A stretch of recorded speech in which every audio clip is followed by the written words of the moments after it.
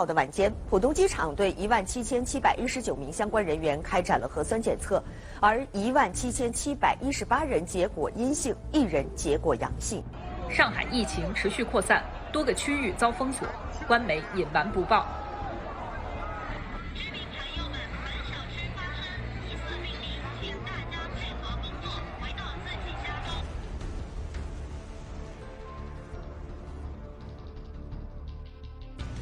就是这个鱼苗呢是一个公共卫生产品，那么定价呢一定不以供需作为定价基础，而是以成本价作为定价基础。所以大家用的有可能不是说，我鱼苗少我定价就高，鱼苗多我的定价就低，不是为了实际的生产成本。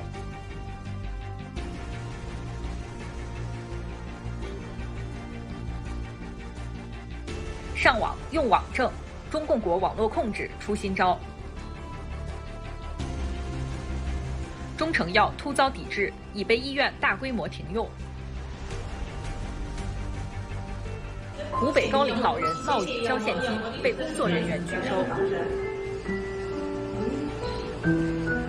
要么在车上用户就好在车站下来，要么你们这直接来个上车门的吗？我们，你可以要证件，可以经理可以拦车，可以要证件，你不可能上车门，知道吗？这个这车是私家车，你也不能上车门。给我说话机会吗？我给你说话机会。你刚才就不给我机会。我跟你说，你要把证得贴这旁边的告诉我那个我们前面有队长示意您了。你示意嘛了？拦车，我这路子了啊！咱示意您了，示意可没示意，他在拦我车，你看告我上车，告你上车。不是上车，我是配合你把你们配合我。您这不对行，好，你直接上我车。你这拉着执法人员呢，你这没问题，你这都正规，你这都没问题。我不正规，你自己上我的车，我上您车，你找你要我真亏您了，你自己坐我车上。你稳定住了，我稳定住了，我稳定住了，你别害怕是吧？慢慢，你怎么开玩笑了？你这成土匪了这！我还告诉你，你别上我车，你为嘛上我车呢？谁给你权利上我车的？你们就这样执法的是吗？百姓拉横幅维权，政府官员让人民相信政府、相信党、相信习主席。咱们一定要相信，北京市卫市政府一定会把疏解工作进行到底。我们更应该相信，习主席的提出来的疏解不会半途而废，这个咱们一定要坚信。咱们一块努力啊，一块努力。但是我建议大家，眼前咱们还要先把自己的事情做好。今天，贵州宣布最后9个深度贫困县退出贫困县序列，这也标志着国务院扶贫办确定的全国832个贫困县全部脱贫摘帽，全国脱贫攻坚目标任务已经完成。脱贫攻坚终极保障取得了决定性的成效。2017年底以来，全国所有县市级农村低保标准持续达到或超过国家扶贫标准。对贫困人口纳入低保或者是脱贫归零以后，就能够稳定的实现吃不愁穿不愁。儿童督导员和儿童主任实现全覆盖，更多的贫困儿童享受到关爱服务。我国社会主义制度的优越性在脱贫攻坚多级保障当中得到了充分的体现。陕西邦茂高速40余辆车连环相撞，其中1辆装34吨甲醇，10余车起火，多人被困。中国的举办了世界互联网大会，互联网发展论坛具有非常重要的意义。我在这里对论坛的召开表示热烈的祝贺。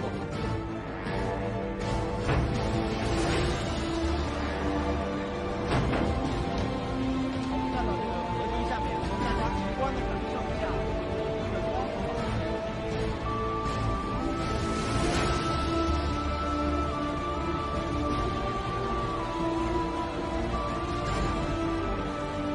中方对美方不顾国际社会反对，执意退出开放天空条约深表遗憾。美国此举损害相关国家间的军事互信和透明，不利于维护有关地区的安全与稳定，对国际军控与裁军进程也将产生消极影响。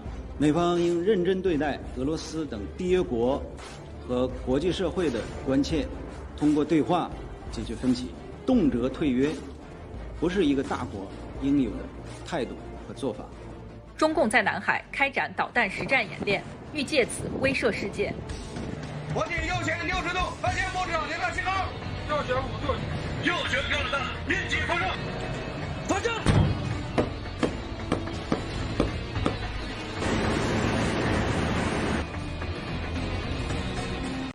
美国马里兰市长称，因新冠病毒死亡的人数超朝鲜、海湾、越战人数总和，并呼吁佩戴口罩。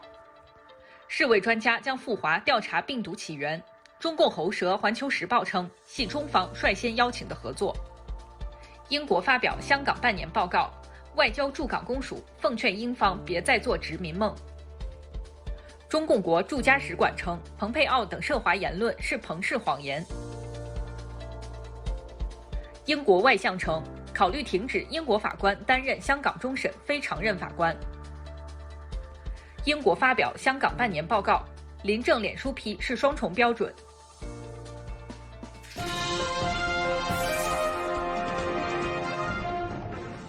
U.S. President Donald Trump is getting ready to amp up pressure on China with a new trade blacklist. A draft seen exclusively by Reuters lists 89 Chinese companies the Commerce Department says have ties to the military.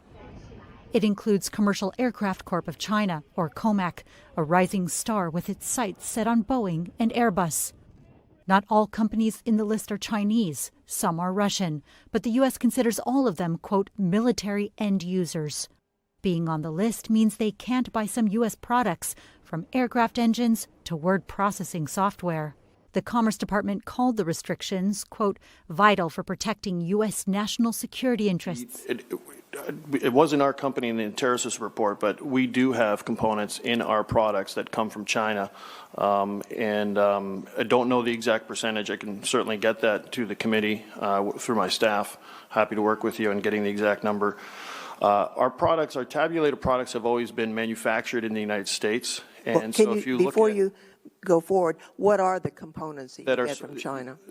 So, for example, LCD components, the actual glass screen on the interface, down to the chip component level of capacitors and resistors. Several of those components, to our knowledge, are not even, there's no option for manufacturing of those in the United States. We would welcome guidelines and best practices from the committee and from the federal government in terms of this is not a problem that's unique to the election industry. U.S. steel production booming because of steel tariffs put in place by President Trump. That's according to a recent op-ed that says, even as some pundits and economists say America's steel industry is in decline, for those who understand the steel industry, it's clear that the administration's steel tariffs have generated a boom in steel investment and a shift to newer technologies that are creating higher paying jobs for thousands of new steel workers. The author of that piece, chief economist at the Coalition for a Prosperous America, Jeff Ferry, joins me now. Jeff, you know, I took a look at some of the data from the industry, and even the raw steel production, which bottomed in 2016, has been on a steady incline. How did this happen? Well, I think the steel tariffs played a crucial role in the revival of the U.S. steel industry. I don't think you can avoid that fact. That's the central fact, is that in 2018, the Trump administration put 25% tariffs on imported steel, and the industry's been on a tear ever since.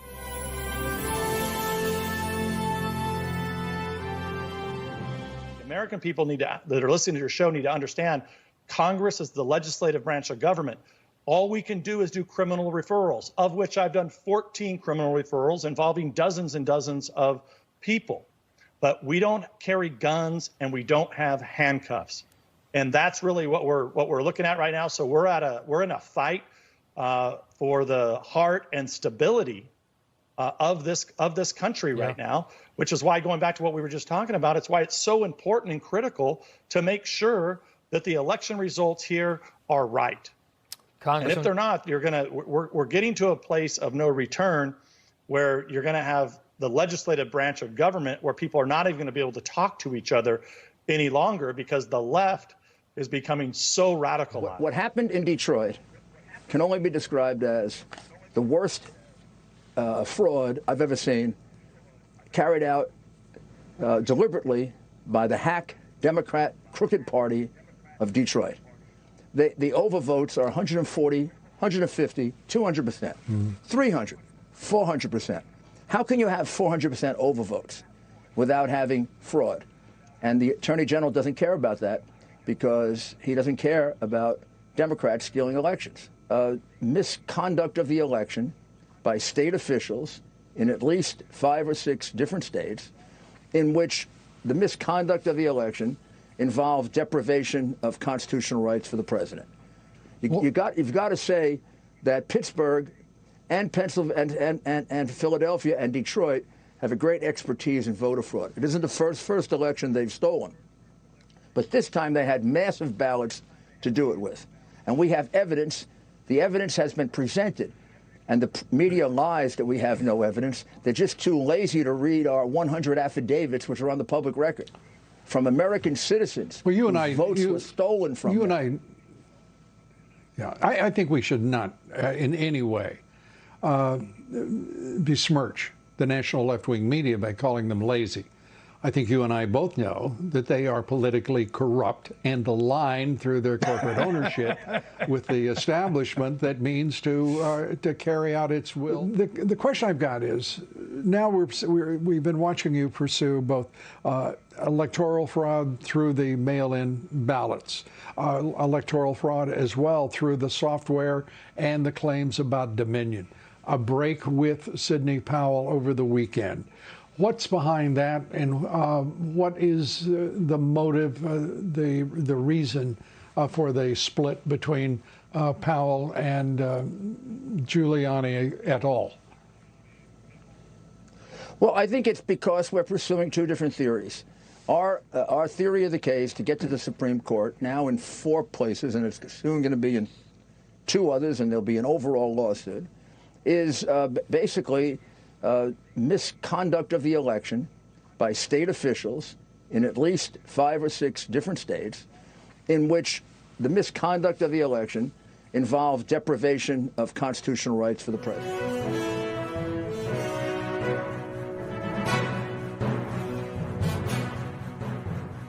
You see scrolling who are in the ground and also in a voting booth. Yes, so it started like this. The very first data set was actually we're starting doing queries, and we found people that had been registered for Republican, but their party one status, basically the last status change, was a D, and we found about 40,000 people that were changed from Republican to Democrat.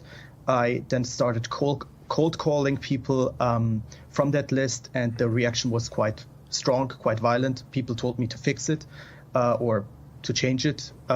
People thought I was calling from the government. I explained to them that I was just checking and just doing this research. So that was my first attempt to contact people. Then I contacted people from the GOP themselves because the media was not responding at all. And I contacted people from the GOP. I found to contact some really nice people from the GOP that were very interested into looking into this, and helped us a little bit, and we helped them back with data, basically. So this list that you see here is, I think, from the 45th district, and there's also the Washington one. What's interested is that there are also pictures of the grave, and there's death notices, and we also have the records, like you can check on the ballot tracking if they have a vote and when it was recorded. So, Vincent, this stuff is kind of explosive, because if it's happening in District 45 in Pennsylvania, if it's happening in Washington County in Pennsylvania, these are not exactly hot spots of voter aggression around the country. I think the fear for many people is if you can come up with a couple hundred dead people in these counties, but how is this actually? How did this actually flow into what happened in those districts? Greg? What's the status of those districts today? Hang on. What were they on election night? What are they today? And what did this data have to do with the difference? So the 45th district, and specifically is the state Senate district, and it's a virtual tie right now. And one of the reasons why it's a tie is we had that ruling in Western Pennsylvania, how people that didn't date their ballot, their absentee ballots or mail-in ballots correctly got tossed, and that was about 2,300 ballots. So that's the status on the legal front of this state Senate district that is in a virtual tie right now. By the way, if that was taken throughout the whole state, particularly in Philadelphia, and we had the ability to not have the separation, the mingling of the ballots, Donald J. Trump would be the winner in Pennsylvania. That's what that's the level of detail we're talking about. This is the problem we have in Pennsylvania. Is that correct? Extrapolate that out to there's a total of 67 counties, so there's 66 more where this can be facilitated. This is the finesse. Okay, I want to go back now. How did the finding of this affect the 45th district? Well, from my understanding, and I want you to explain it to us, Vincent. You said you gave all this. I tell you what. Why don't we let Vincent cogitate on this? We're going to take a commercial break, and we're going to come back. We've got segments, and we got other people to come up. But I want to get to the bottom of this. This is explosive, and this shows you about people going to the numbers and going in and getting into the data and comparing and contrasting, and it can be extrapolated out. So that's why I want to take our time and make sure we get. And there's another interesting set of data that he has where he compares people with the same first, middle, and last name, and the same birth date, and the voter rolls in Pennsylvania and Michigan, and there are tens of thousands of similarities. Let's take a short commercial break. This is War Room Pandemic. We've got Vincent on from Zurich, Switzerland, one of the data scientists that are going through the details of the voter rolls. This one in Pennsylvania.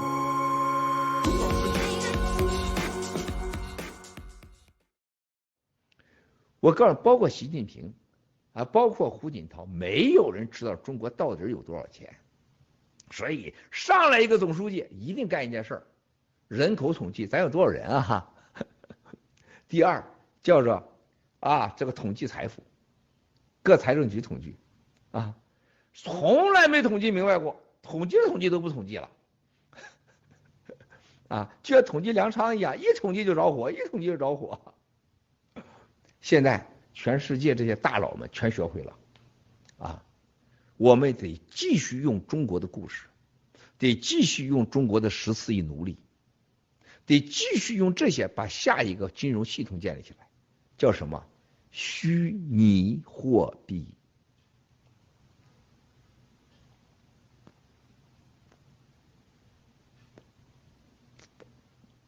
这些人一看，哇塞，我们真的可以统治世界。这个世界的权利就两样东西：枪、钱。一个国家的核心权利就是你的钱袋子和你的枪杆子嘛，其他的都是在之下的。那叫软实力了都，啊，这叫硬实力，是吧？共产党能给钱，能让钱安全，还能给枪。所以说支持共产党政权，他会管你中国人被奴役、民主、法治、自由。天哪！你知道在他们眼里边你想啥吗？这真的就是一个一个被关在监狱的人说我要人权，他觉得你太搞笑了，你还要人权、民主？我给你民主啊，我给你人权啊，电棍杵两下。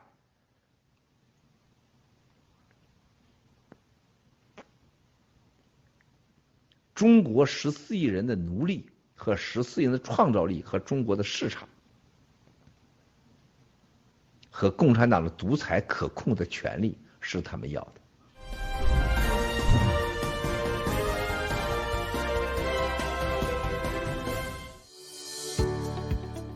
意大利的病毒死亡人数超过5万人，结果显示阿斯利康疫苗可达到90%的有效率。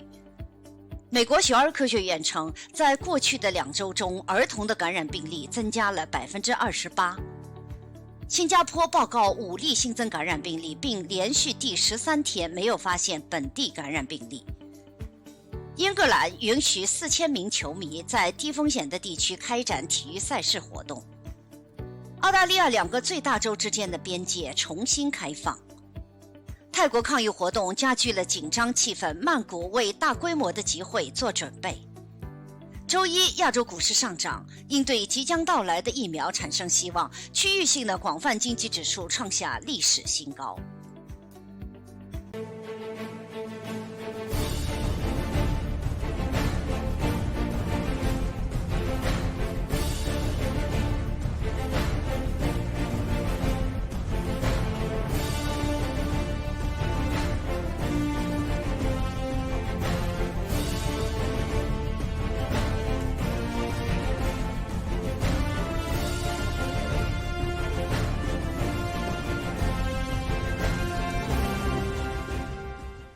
mama, are you okay over there? Your son is crying and missing you, and sees you in his dreams.